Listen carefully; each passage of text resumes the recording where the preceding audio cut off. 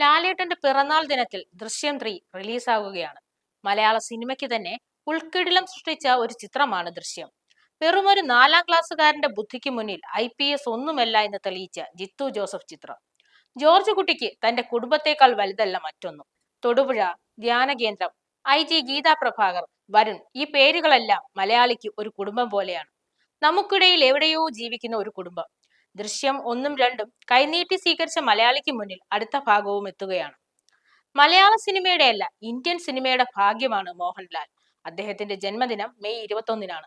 അന്ന് തന്നെയാണ് ഈ ചിത്രത്തിന്റെ റിലീസും വച്ചിരിക്കുന്നത്. പിറന്നാളിന് മലയാളികൾക്ക് മോഹൻലാൽ തരുന്ന ഒരു സമ്മാനമായിട്ട് കരുതണം ഈ ചിത്രം.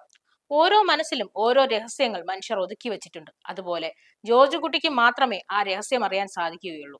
മോഹൻലാൽ, മീന, അൻസിബ, എസ്തർ, ആശാ ശരത്, സിദ്ദിഖ്, കലാഭവൻ ഷാജൻ തുടങ്ങി നീണ്ട നിരയാണ് ഈ ചിത്രത്തിലുള്ളത്. 3ാം ഭാഗത്തിൽ ഇനിയും ഒട്ടേറെ കഥാപാത്രങ്ങൾ ഉണ്ടാകാൻ സാധ്യതയുണ്ട്. ഒരു സാധാരണക്കാരന് അവന്റെ കുടുംബത്തേക്കാൾ വലുതായി ഒന്നുമില്ല എന്നാണ് ചിത്രം പറയുന്നത്. കൃഷിപ്പണിയും തിയേറ്ററുമായിട്ട് നടക്കുന്ന ഒരു വ്യക്തിക്ക് ഇത്രയും ബുദ്ധി ഉണ്ടാകുമോ എന്ന ചോദ്യത്തിന് കുടുംബം അപകടത്തിൽപ്പെട്ടാൽ പിന്നെ മറ്റൊന്നും മുന്നിൽ തെളിയില്ല എന്നാണ് ചിത്രം പറയുന്നത്.